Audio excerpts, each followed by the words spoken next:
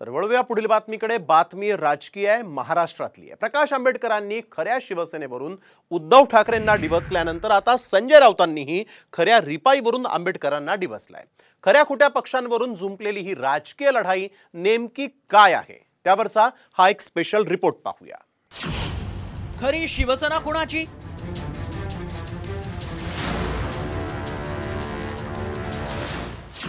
आंबेडकरांचा टोला, राऊतांचाही सवाल।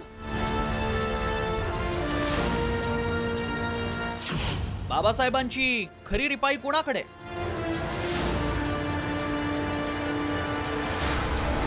मुख्यमंत्री एकनाथ शिंदेंची शिवसेना खरी शिवसेना असल्याचं वक्तव्य वंचित बहुजन आघाडीचे अध्यक्ष प्रकाश आंबेडकरांनी करत नव्या वादाला तोंड फोडलं आणि राजकारण तापलं।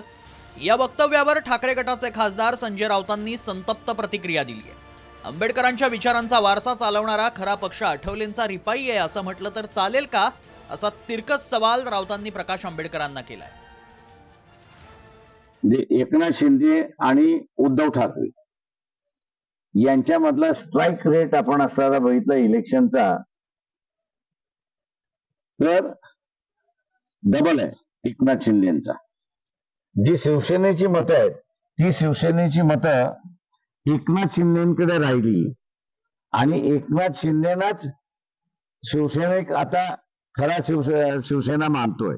आम्ही जर असं म्हणालो की रामदास आठवले यांचाच पक्ष डॉक्टर आंबेडकरांचा पक्ष खरा आहे, तर त्यांच्या मनाला किती यातना होतील? आम्हाला काही यातना होत नाही, अशा प्रकारची वक्तव्य येत असतात।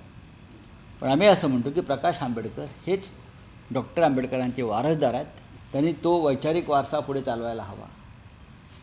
जर एकनाथ शिंदे यांचाच पक्ष खरा असं आंबेडकरांना वाटत असेल तर त्यांना कायद्याचा अभ्यास करावा लागेल। प्रकाश आंबेडकरांनी भारिप बहुजन महासंघ या राजकीय पक्षाची स्थापना केली। हा पक्ष बाबासाहेब आंबेडकरांचा वारसा लाभलेल्या भारतीय रिपब्लिकन पक्षाचा एक गट होता।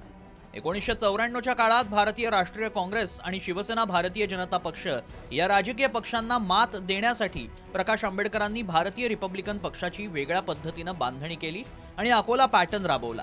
मात्र 2018 साली आंबेडकरांनी वंचित बहुजन आघाडीची स्थापना केली। त्यामुळे संजय राऊतांनी प्रकाश आंबेडकरांवर निशाणा साधत रामदास आठवले यांचा पक्ष खरा आंबेडकरवादी पक्ष आहे का, असा सवाल करत आंबेडकरांना टोला लगावला। त्यामुळे कुणाची शिवसेना खरी यासारखाच आता आंबेडकरी विचारांचा कुणाचा रिपाई खरा याचीही आता चर्चा सुरू झाली आहे। ब्युरो रिपोर्ट, साम टीव्ही।